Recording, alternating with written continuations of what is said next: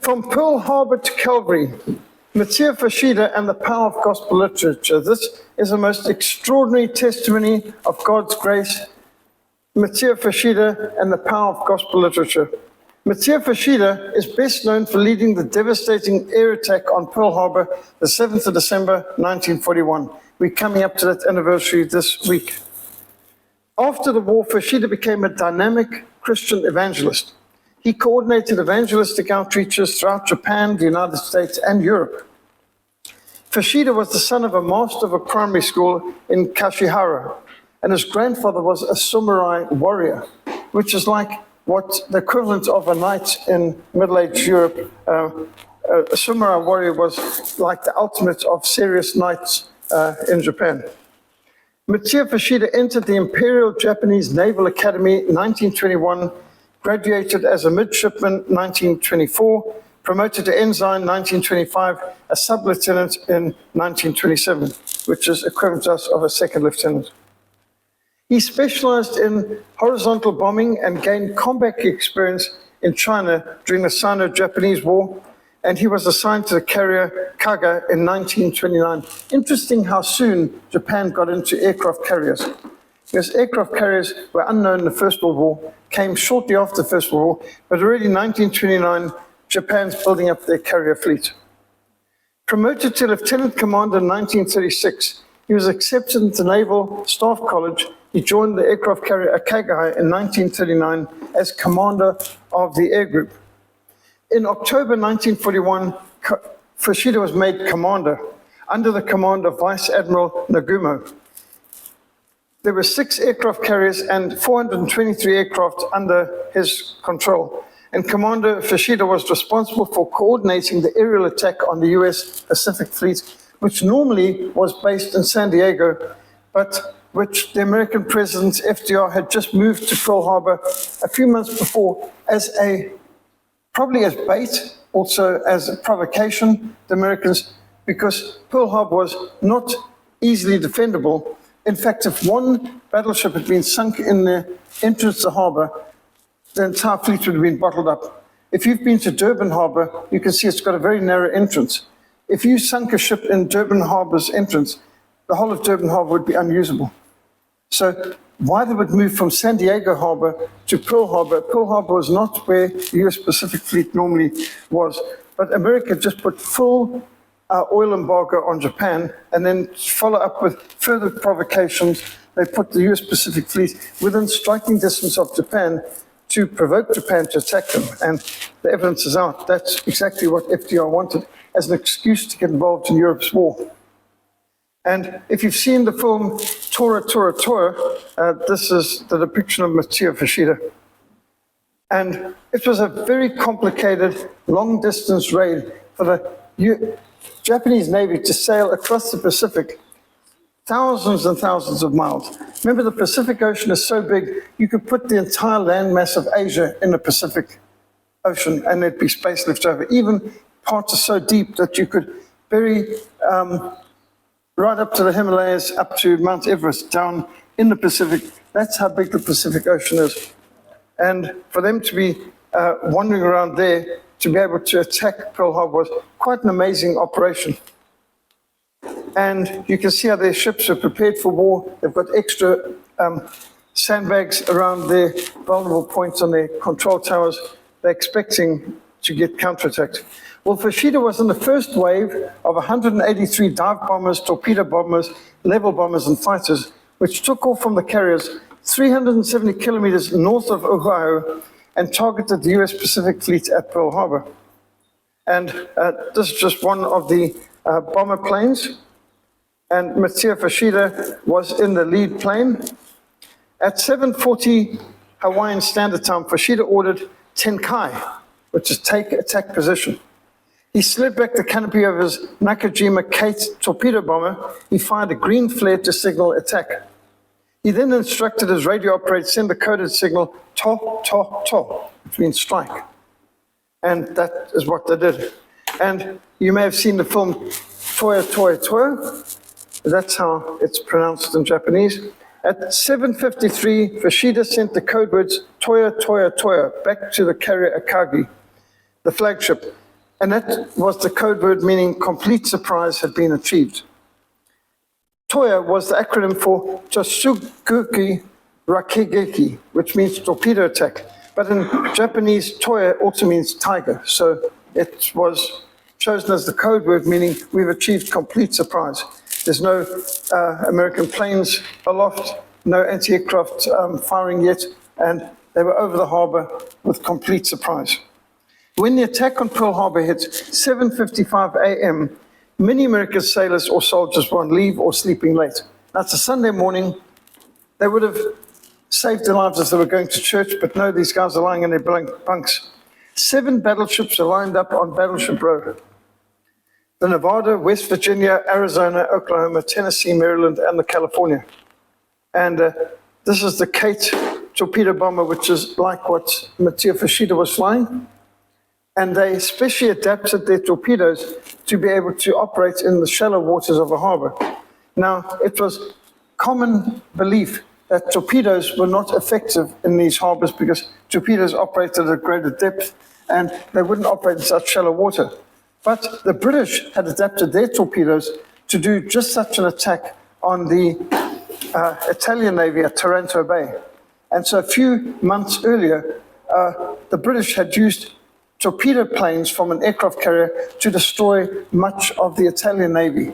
And plainly, the Japanese and the Americans had paid attention.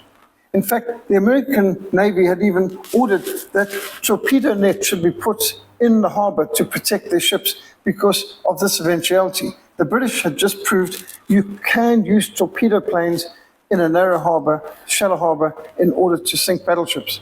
And yet, somehow now the American government was pretending like this hadn't happened. And this would have been quite a scene, can you imagine? As the Japanese Navy bursts onto Hawaii and gets the entire American Pacific Fleet at anchor in the harbor, bottled up like just targets. So here's a Japanese aerial photograph of the Pearl Harbor Battleship Row under attack that morning of the 7th of December. And you can see the oil spilling out from ships that have been damaged. You can see explosions taking place in some parts even while the picture's being taken. This is in action pictures. The Oklahoma capsized. The West Virginia and California were sunk. The Nevada was damaged and beached near the mouth of Pearl Harbor. In fact, if it had kept going, it would have sunk in the middle of the mouth of the Pearl Harbor and bottled up the entire fleet. But fortunately, the captain saw the need to drive it onto the beach to make sure that he didn't block the channel. Tennessee, Maryland, and Pennsylvania were damaged. 10 other ships were sunk or seriously damaged. The Arizona sunk, well, when you say sank, it exploded. With over 1,000 sailors on board, a stupendous explosion of the forward magazine, one bomb went straight down into the magazine and the entire ship broke apart. Just 8 days earlier, the Americans had published a picture of the Arizona battleship with the words, "It is significant that despite the claims of air enthusiasts, no battleship has yet been sunk by bombs." So to remind you of the people who said, not even God could sink the Titanic. Pride goes before a fall. And what a fall. As the first wave returned to the aircraft carriers, Fuchida remained over the target to assess the damage and to observe the second wave attack. And here's his handwritten notes, noting which ships had been hit by bombs, hit by torpedoes, how many hits, and where there were fires. And this hand drawing on his clipboard was the first reaction to how successful the raid had been. And that's the American depiction of where their ships were and how many targets were in the harbor. This is a target-rich environment from a bomber's perspective.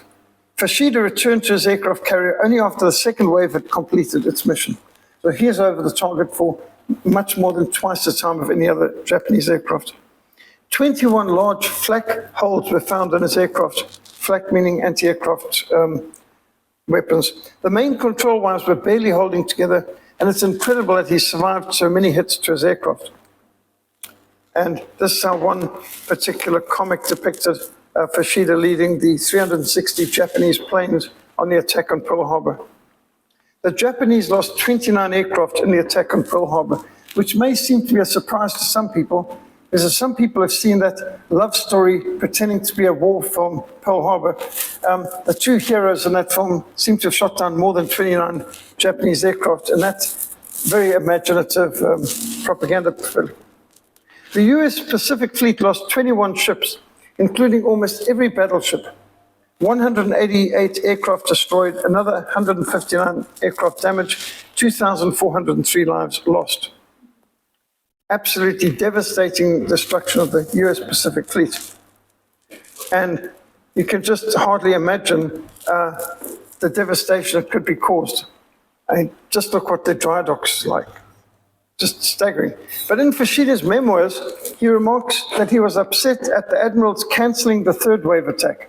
The third wave would have destroyed Pearl Harbor's fuel tanks and its dry dock facilities, which would have crippled its ability to wage war much after that.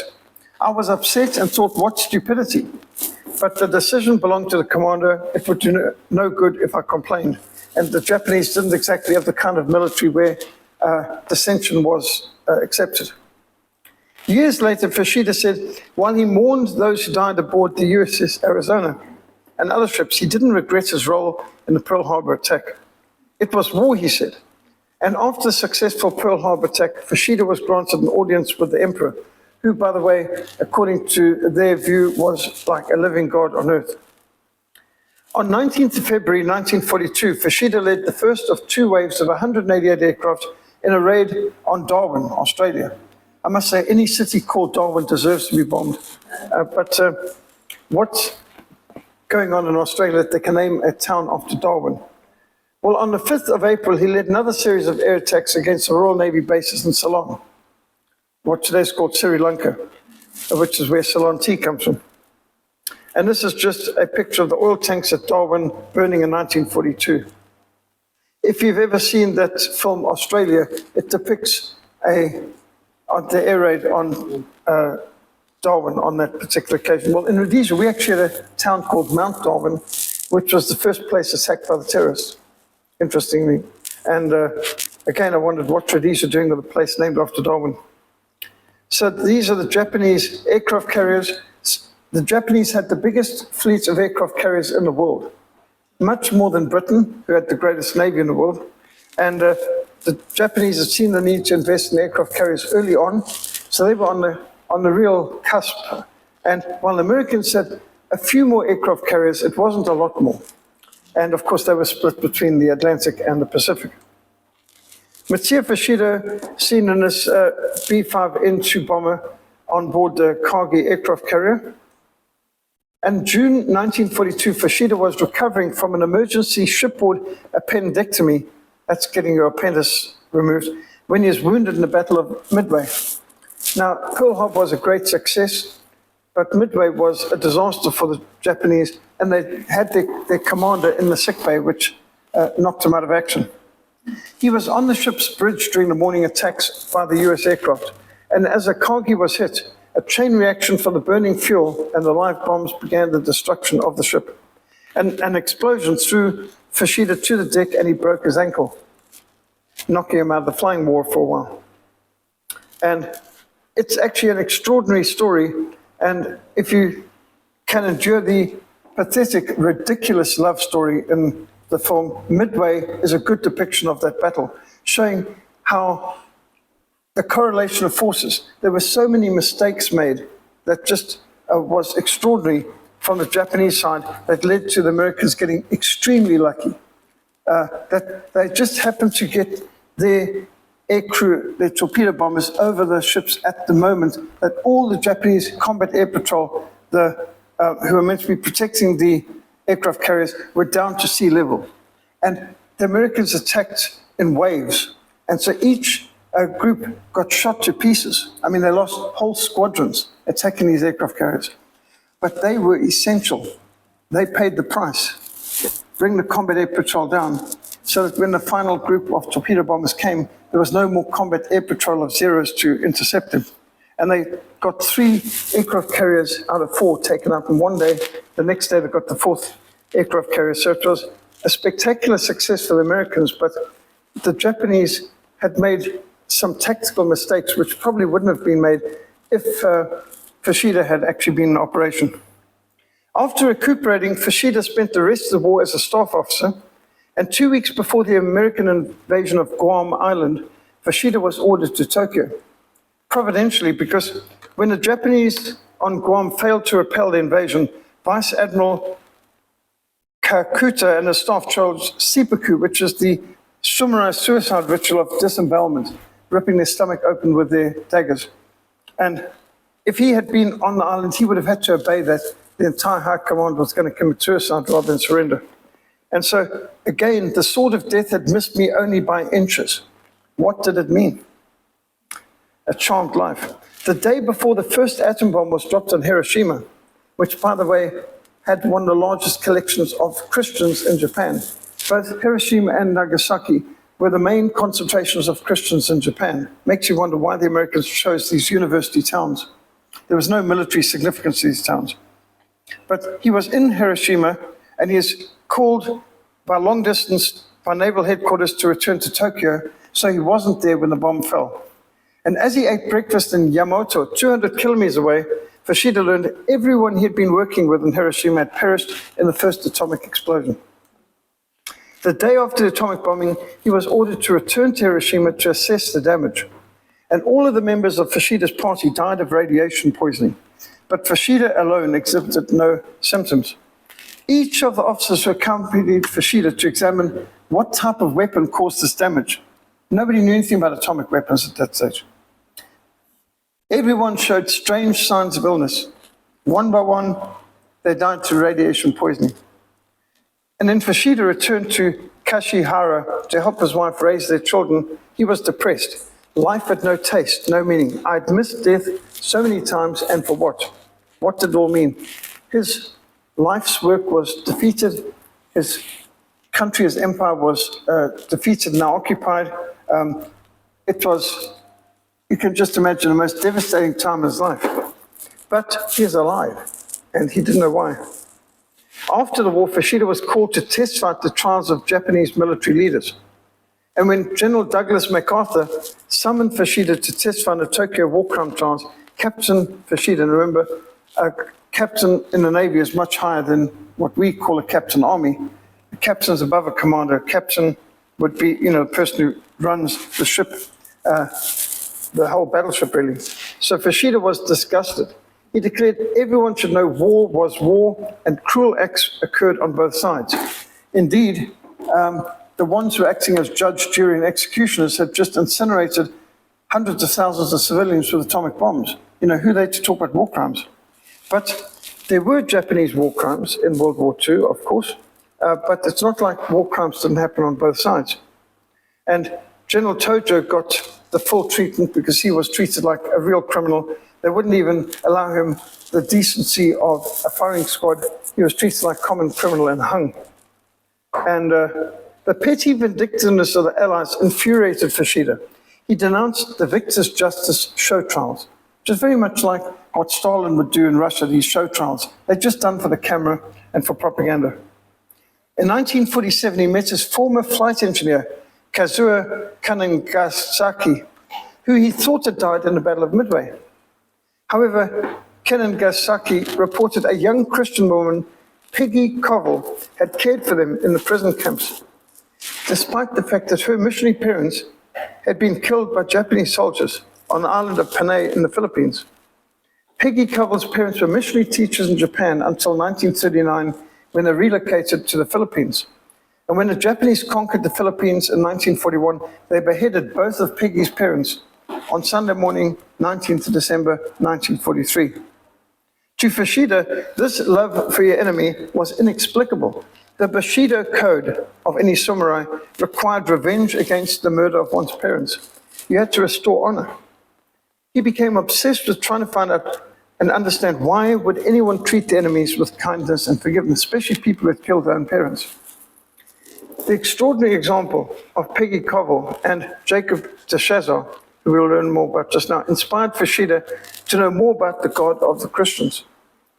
When Japanese prisoners of war asked the young 18-year-old Peggy Covell why had she volunteered to help them, Her reply was, because Japanese soldiers killed my parents. When Peggy considered her parents' sacrificial service for the kingdom of God and their love for the Japanese people, she was convinced she must continue their mission, reaching Japanese for Christ. As Fuchida researched from every source in the Philippines that knew the Covels, he learned they'd been forced to their knees by their captors, and they'd prayed together as they were about to be beheaded, and they'd prayed for the Japanese. Now, in 1948, as Fuchida was passing by the bronze statue of Hachiko at the Shibuya station, and you might know about Hachiko. Hachiko is this unbelievably loyal dog. He followed his master to the station when he went off to work regularly. And then when his master died, I think of a heart attack in Tokyo, he continued to gather at every single day for 10 years. And there's statues all over Japan to this incredible dog. Well, Fuchida was handed a pamphlet about the life of Jacob de Chazar, a member of the Doolittle raid. And he was captured when his B-25 bomber ran out of fuel over occupied China. So the Doolittle raid, I'll speak more about that in a moment. He wrote this pamphlet, I Was a Prisoner of Japan. And Jacob de Chazar, a former US Air Force officer, a staff sergeant, a bombardier, he related his testimony of imprisonment, torture, and his awakening to God. Now, Jacob de Chazar was the bombardier on the B-25 number 16, which took off from the USS Hornet aircraft carrier, and he dropped bombs on Nagoya in Japan. They flew to China but ran out of fuel over Japanese-controlled China.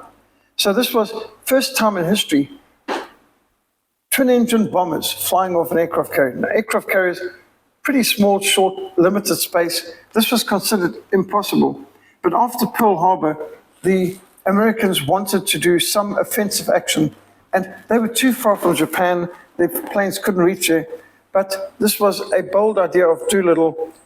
Get an aircraft carrier filled with B-25 bombers as close as you can to Japan, bomb Japan. They wouldn't know where the bombs came from, but it would show we can fight back.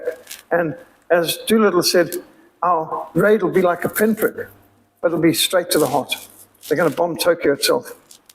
In fact, they even bombed the Emperor's Palace. And so the Doolittle raid was phenomenal. They had to pull virtually everything off these planes. They even took most of their machine guns, defensive material off because they needed more weight for more fuel, that they could reach not just Japan, but reach China afterwards, where hopefully they could parachute into friendly lines, although most did not succeed in that. And so this was not even known to be possible, that a B-25 could take off from a ship like this. Now, if you've watched that romance disguised as a war film, Pearl Harbor, they've got fighter pilots who they suddenly move to fly bombers off the aircraft carrier, which is just not possible. Army Air Corps fighters do not suddenly move to the bomber squadron. It's completely different. It's like in the Four Feathers, where you've got cavalry officers suddenly become Camel Corps, suddenly become infantry commanders. It doesn't happen. These are completely separate wings of the military. So this nonsense of having the fighter pilots flying the bombers in the Pearl Harbor film is beyond impossible. Nevertheless, it's an exciting scene, the way they filmed it. Doolittle and some of the crew preparing to fly off to bomb Japan. This was a militarily insignificant operation, but it was politically of immense morale boosting. And it also worked hard at provoking Japan, that Japan came under the impression that the bombers must have come from Midway. And so they determined to attack Midway, where the Americans had set a trap for them. And they walked into a serious ambush, which was the turning point of the war. So this is a matter of, you provoke your enemy to do something which is going to get him into trouble. But this was the first time in history anything like this was attempted. And phenomenal distances that they were involved in to fly and bomb Japan and then fly on to China, where they hoped they could safely land. Most ran out of fuel and crashed or parachuted in dangerous areas. Well, some of the survivors who managed to get to China, well, de Chazar's group was captured after parachuting to the ground. And Jacob de Sajar was imprisoned for 40 months. 34 of those months in solitary confinement. He was beaten, he was malnourished. 3 of his crew were executed by firing squad. The 4th member, Lieutenant Bob Meadow, died of starvation. After 25 months of hating his captors, a Bible came into Jacob's hand for only 3 weeks, but it changed his life completely. Nothing like prisoners to have a captive audience. That's why we've got to get Bibles and Christian materials into prisons. He began to learn Japanese, and he began to treat his captors with respect. And he resolved to bring the message of Christ to Japan. And after returning to America, de Sajar attended the Seattle Pacific College and returned to Japan to preach the gospel as a missionary. After 40 months as captives, 3 of the 4 surviving American prisoners, noticeably emancipated, arrived at Chongqing in China. This is late August 1945 when the war was over. And Jacob de Sajar is the one on the far left. And these guys were pretty emaciated by then. And here's de Sajar a bit later preaching in Japan. Obviously, he had managed to regain some flesh in his bones after that. Jacob and his wife arriving on board ship in Japan, coming as a missionary to the place that he had bombed. He established a church in Nagoya, the very city he had bombed years before. And Fuchida became intrigued with the Christian faith. I mean, he's just reading the tract. But these shocking examples of Christians able to forgive their enemies staggered Fuchida. That's when I met Jesus. Looking back, I can see now that the Lord had laid his hand upon me, that I might serve him. Fuchida read the tract on the spot, right by the statue to this loyal dog, Hachiko. And then on the train, he saw an advertisement for the very book with the same title, I Was a Prisoner of Japan. And when he disembarked, he headed for a bookshop and he purchased the book. And de Sajar's story engrossed Fuchida. He determined to understand what had motivated de Sajar. So he bought a Bible from a Japanese man who was selling Bibles on the street. And Cole Porter's work, selling Bibles on the street, is super important and valuable. In 1949, Fuchida purchased a Bible at the same Shibuya station where he had received his pamphlet. In fact, he is commenting on, if we could be as loyal to God as that dog was to his master. In fact, they say a dog is man's best friend. Well, dog spelled backwards is God. As he read the Gospels, he came to understand the reason for the life of forgiveness and mercy that motivated Peggy and Jacob. When you read in Luke 23, Father, forgive them, for they do not know what they're doing, Fuchida realized this is what the Covels had been praying before the execution. It was the crucifixion of Jesus and his words in the gospel, Father, forgive them, they don't know what they're doing, which led him on the 14th of April 1950 to surrender to Jesus Christ as Lord and Savior. By the time he had completed reading the Gospel of Luke, Fuchida had become a Christian. Now he knew no Christians, but now he began to declare himself to be a Christian. But Christianity was considered the occupation religion in Japan. This brought him a lot of reproach from his former friends and family. You know, you meant to be Japanese. What are you doing with the American religion? And Peach and Glenn Wagner of the Pocket Testament League of Japan met with Fuchida and encouraged him to join them in an open-air outreach.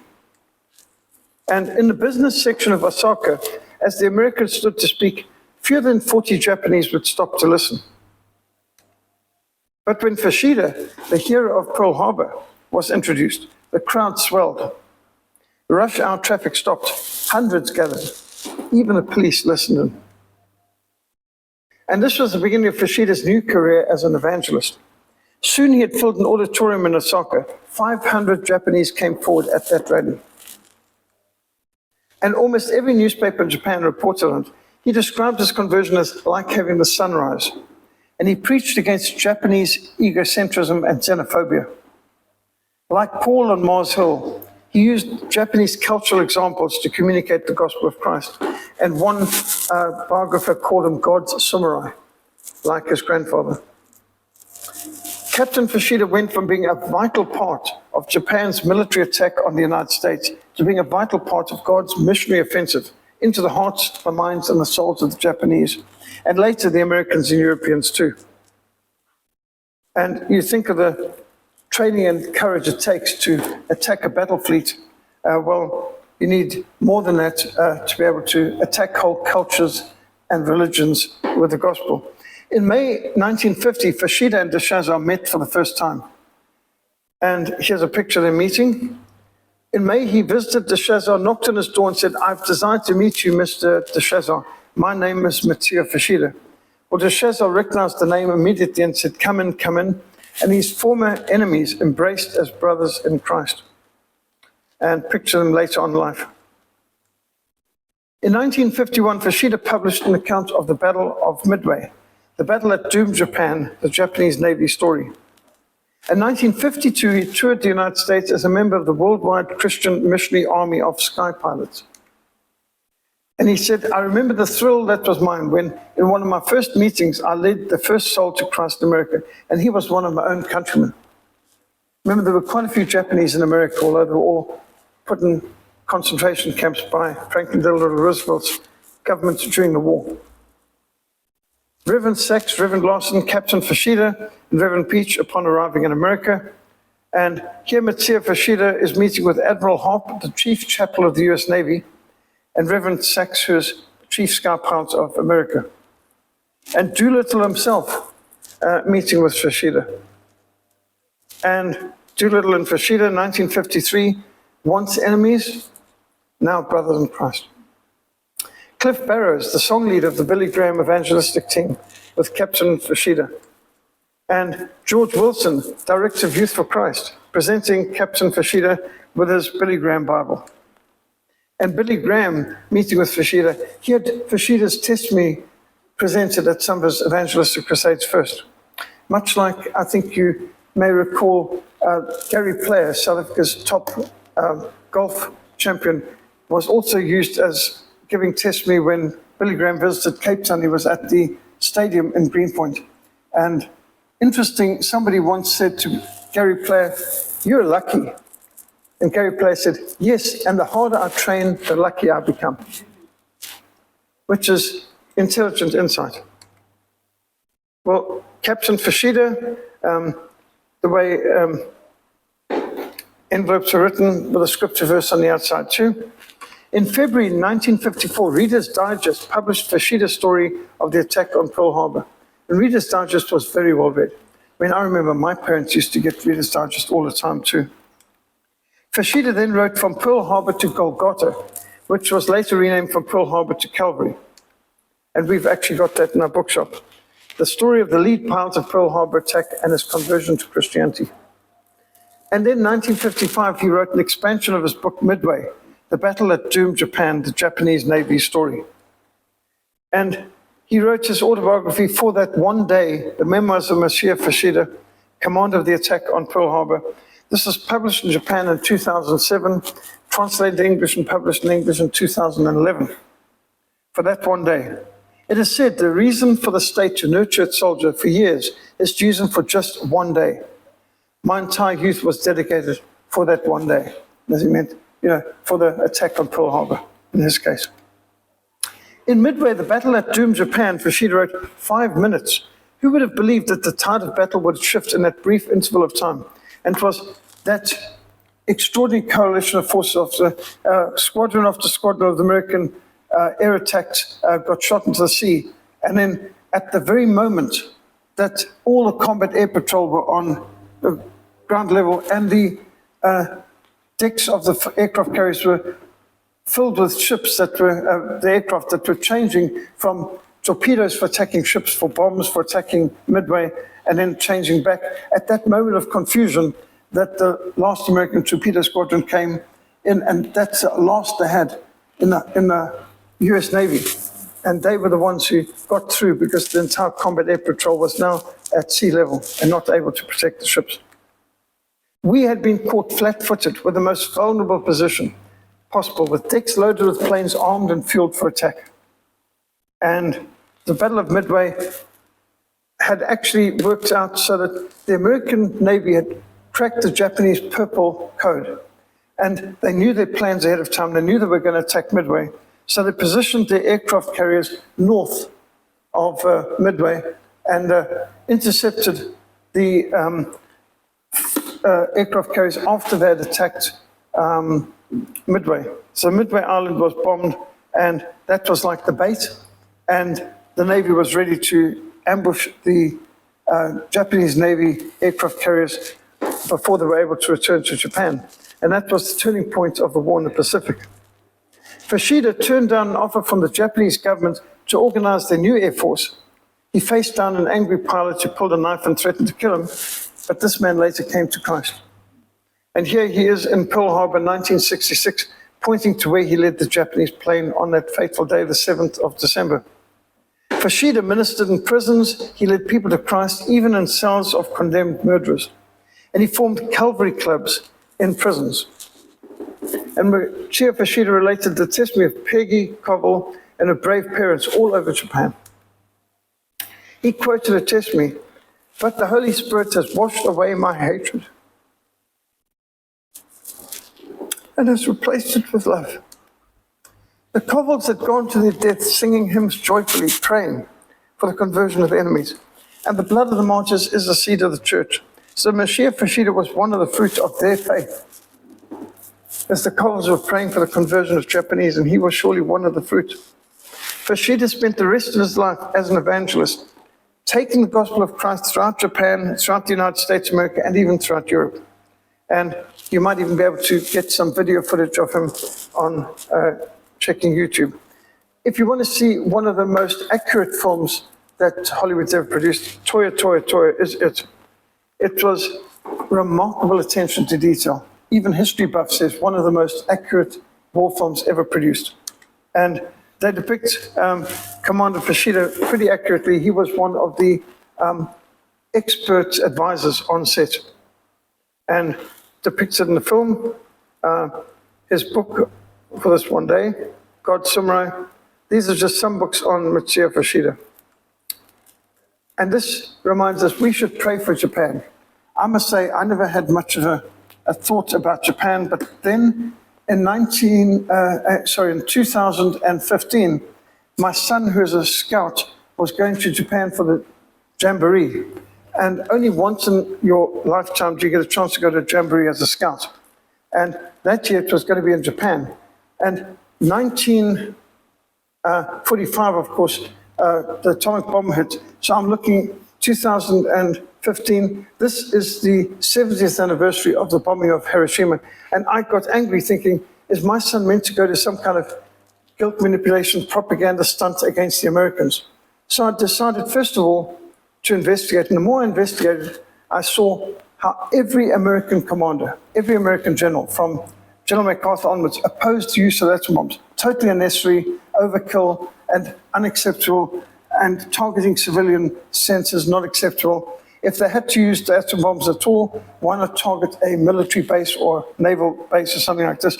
Why university cities packed with Christians? And the more I looked at it, the more I saw the atom bombs were not necessary. They didn't end the Second World War. They began the Cold War. Because a lot of money had been made from the Second World War, weapons and all that. But now the war's coming to an end. It's obviously ended. Japan's even asking for peace. The only condition is what America gave in the end anyway, and that is no prosecution of the emperor, the empress, to be left untouched. And so, which in the end Americans accepted. So the atom bombs are totally unnecessary to end the war. But it started the Cold War race. Now you've got to have different weapons because the Americans made sure that the Soviets got all the same ingredients that they could make atom bombs themselves. And then it was missiles. And you can imagine how much money was made in the Cold War, even more than from the Second World War. Well, now I'm thinking, okay, it's fine for my son to go, but I want him to go and do some evangelism there. So I started to research, and I came across this extraordinary story of Fuchida. And I produced a tract, Mitsuo Fuchida, from Pearl Harbor to Calvary, and I designed this tract. There's examples here for you to take, that my son was able to take and distribute during his visit to Japan. And the more I looked at it, the more I was staggered to see, Japan had very few Christians, and most of those that they had were killed by the atomic bombs. Almost like someone deliberately chose, how can we annihilate the Christians in Japan? But at the end of the war, an opportunity was missed. General Douglas MacArthur is normally a great man, a great general. When he met with the Emperor Hirohito said to him, I suppose I must be baptized as a Christian.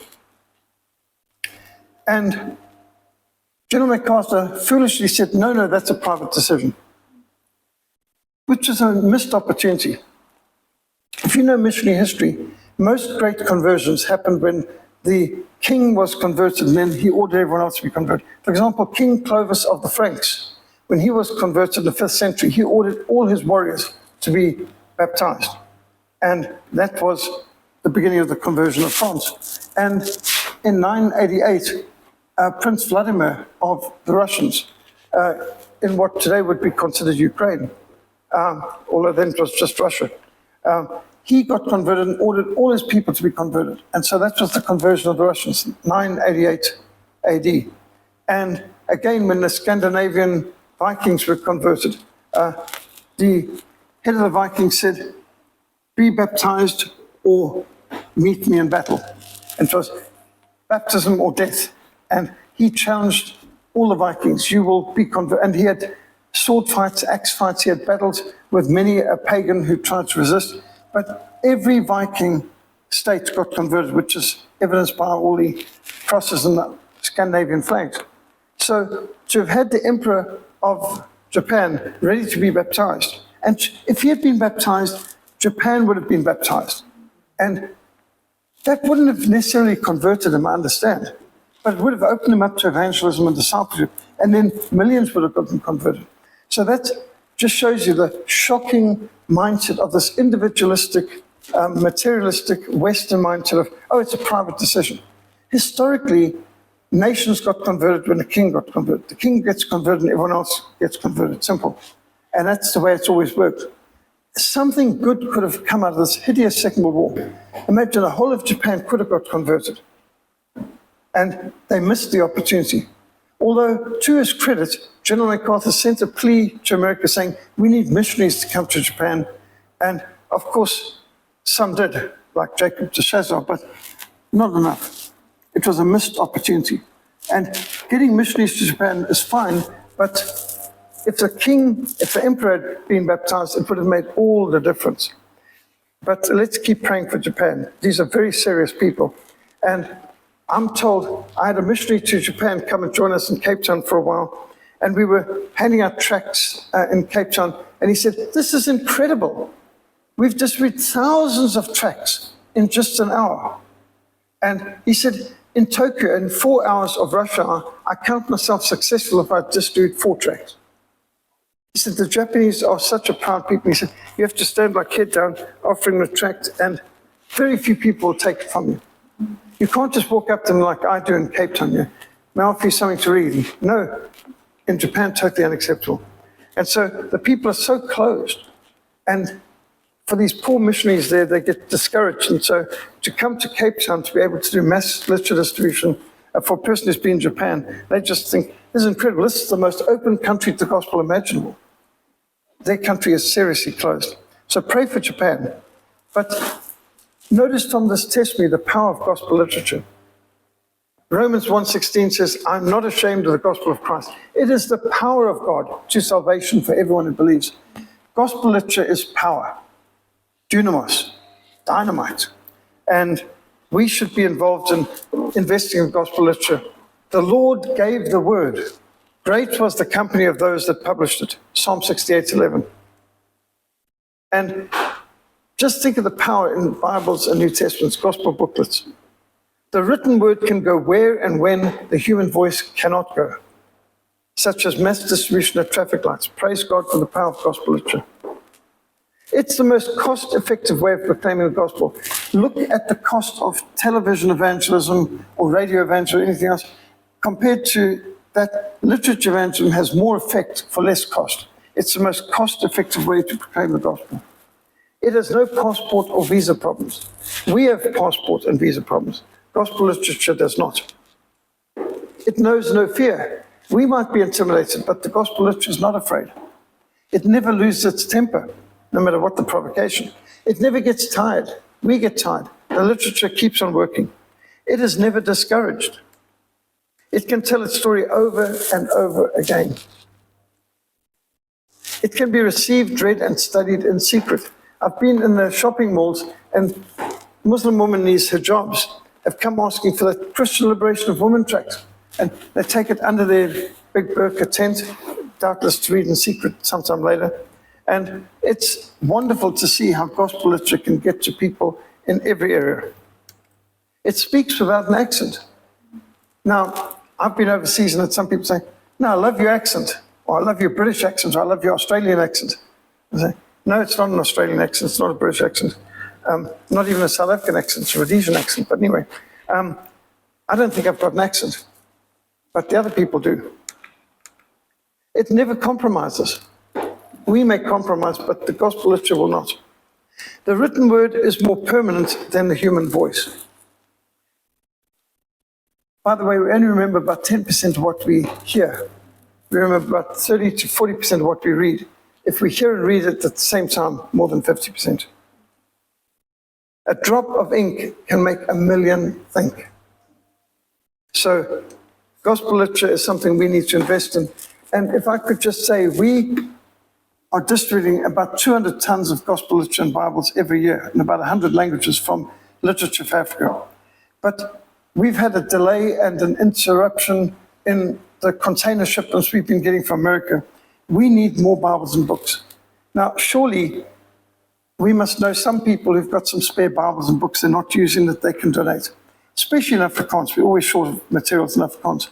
But if you know people like the church has changed its Bible translation and now the old translation is sitting in some cupboard, or there's a church that had outreaches and their books they didn't use, or Sunday school materials that could be recycled and reused. If you know of anything, somebody inherited their grandmother's library and they're not using it as much, if you can organize for people to donate more books, Bibles, gospel materials to us, we will ensure it gets to people who most need it. But we need gospel literature, we need Bibles. And we just this week got some designated funds in to buy some more Bibles in indigenous African languages, which are quite expensive.